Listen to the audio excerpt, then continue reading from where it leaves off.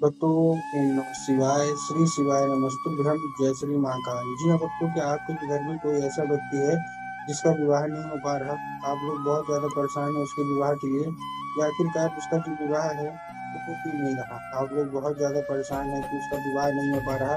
आप बहुत ज्यादा टेंशन में भी हैं कि उसका जो विवाह है ना वो नहीं हो पा रहा। हर एक चीज सही चल रही होती है, सब कुछ ठीक चल रही होती है, लेकिन अंत में आके कुछ ना कुछ ऐसा हो जाता है जिसके कारण उसका जो विवाह है ना उसमें रुकावट आती है। तो कोई बात नहीं, आज का आपका जो सुन रहे हैं उपाय बहुत ही शानदार उपाय है। आज मैं आपके लिए लेके आया हूँ। अगर इसको आपने कर लिया ना तो अवश्य रूप से आपकी मनोकामना पूरी होनी ही होनी है। क्या करना, कैसे करना, पूरा आपको समझाने वाला हूँ, तो बस उपाय ध्यान से सुनिएगा, अच्छे से करिएगा। देखिए, पूज्य गुरुदेव की जो कथा होती है ना, जैसा कि आपको पता है कि पूज्य गुरुदेव की कथा में लाखों की भीड़ आती है। आप सबने देखा होगा, सुना होगा। तो अभी गुरुदेव की कथा चल रही थी, 5 से 6 महीना पहले की बात है। गुरुदेव की कथा चल रही थी और गुरुदेव की कथा में लाखों की भीड़ आई। जब गुरुदेव की कथा में लाखों की भीड़ आई तो वहाँ ज्यादातर जो भक्त थे ना, उन्होंने क्या किया, पत्र के द्वारा अपनी मनोकामना गुरुदेव तक पहुंचाई। जब गुरुदेव के पास पत्र पहुंचा और गुरुदेव ने पत्र पढ़ा, तो वहां उन्होंने देखा कि ज्यादातर लोगों की केवल केवल एक ही मनोकामना है। क्या मनोकामना है? जितने भी मतलब माँ बाप हैं वो यही चाहते थे कि गुरुदेव, हमारे बच्चे का जो विवाह है ना वो नहीं हो रहा है, कृपया करके कोई ऐसा उपाय बता दें ताकि हमारे बच्चे का जो विवाह है वो हो जाए। जब गुरुदेव ने ये देखा कि बहुत सारे लोग परेशान है, उन्होंने पत्र में ये भी लिखा था कि गुरुदेव, उनकी जो उम्र है ना वो बीतती जा रही है। कोई मतलब 30 साल का हो गया, कोई 40 साल का हो गया, कोई 45 साल का हो गया, कोई यहाँ तक कि 50-50 साल के भी हो गए हैं। और वही बोले कि गुरुदेव, हम लोग बहुत ज्यादा परेशान है, कृपया करके कोई उपाय बता दें। तब गुरुदेव ने 2 से 3 उपाय बताए और कहा, कितनी भी रुकावट आ रही है, कितनी भी कुछ आ रही है, लेकिन अगर इसको आपने कर लिया ना तो अवश्य रूप से आपकी मनोकामना पूरी होनी ही होनी है। केवल केवल ये उपाय कर लेना, सारी की सारी मनोकामना पूरी होगी और उस व्यक्ति का विवाह भी पक्का होगा। जो व्यक्ति मतलब विवाह चाहता है वो नहीं हो पा रहा, तो उस व्यक्ति का जो विवाह है ना वो भी अच्छे तरीके से होगा ही होगा। ठीक। अब जब गुरुदेव ने क्या होगा, जब गुरुदेव ने ये उपाय बताया तो लोगों ने जा जाके इस उपाय को घर में करना शुरू कर दिया। अब जैसे ही लोगों ने जा जाके इस उपाय को घर में करना शुरू कर दिया, वही लोग गुरुदेव की कथा में मात्र 1 से 1.5 महीने के बाद वापस आए। अब जब वही लोग कथा में वापस आए तो उन्होंने क्या किया, फिर से एक बार गुरुदेव को पत्र लिखा। लेकिन इस बार का जो पत्र था ना, ये गुरुदेव को धन्यवाद के रूप में पत्र था कि गुरुदेव, आपके द्वारा बताया गया उपाय जो हमने कर दिया है तो सारी की सारी मनोकामना हमारी पूरी हो गई। हमारे घर का जो व्यक्ति था जिसका विवाह नहीं हो पा रहा था ना, उसका जो विवाह है वो पक्का हो गया है। केवल केवल आपको मतलब आपके द्वारा बताया गया उपाय से किया है। आपका कोटि कोटि धन्यवाद।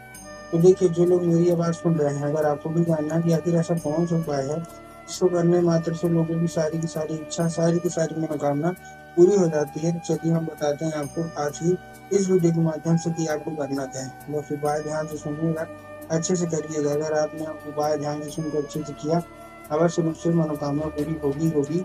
लेकिन उससे पहले चैनल पे अगर पहली बार आए हैं और आवाज में पहली बार सुन रहे हैं तो वीडियो कर दें लाइक और चैनल को भी कर लें सब्सक्राइब, ताकि पूज्य पंडित प्रदीप जी मिश्रा की रोज नए नए उपाय जो भी मैं उनकी कथा से सुनता हूँ, श्रवण करता हूँ, सबसे पहले मैं आपको प्राप्त करा सकूँ। तो देखिए, जो हमारा सबसे पहला उपाय है वो 3 काली मिर्च और 1 धतूरे का उपाय है। अब 3 काली मिर्च और काली तिल और काली मिर्च में भी बहुत सारे लोग कंफ्यूज होते हैं, काली मिर्च लेना है हमको कि काली तिल। तब गुरुदेव ने साफ साफ बताया कि आपको क्या लेना है, आपको लेना है काली मिर्च। ठीक, काली मिर्च आपने ले लिया। काली मिर्च लेने के बाद आपको करना क्या है, जैसे आपने काली मिर्च लिया, काली मिर्च लेने के बाद आपको करना क्या है, देखिए बहुत ही सरल से मैं आपको उपाय बता रहा हूँ उसको।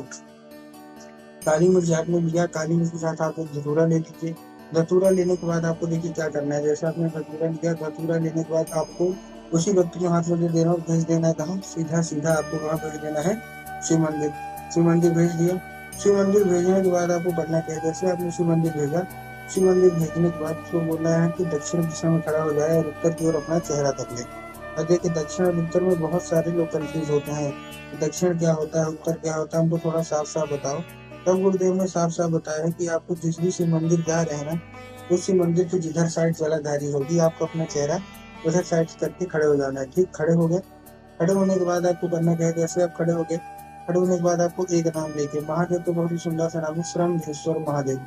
तो बस आपको करना क्या है, आपको श्रमधेश्वर महादेव का नाम लेके उन्हें का स्मरण करके आपको चुपचाप अर्पित करके अपनी जो भी इच्छा होगी, जो भी मनोकामना होगी वो मांग लीजिएगा। क्योंकि वो कहते हैं कि अगर जिसका भी विवाह रुका हुआ होता है और नहीं हो पा रहा होता है, केवल केवल ये उपाय कर लेगा ना, अवश्य रूप से उसका जो भी विवाह है वो अवश्य रूप से होगा ही होगा। ठीक, ये था कौन सा, ये था हमारा पहला उपाय। अब चलते हैं अपने दूसरे उपाय की ओर।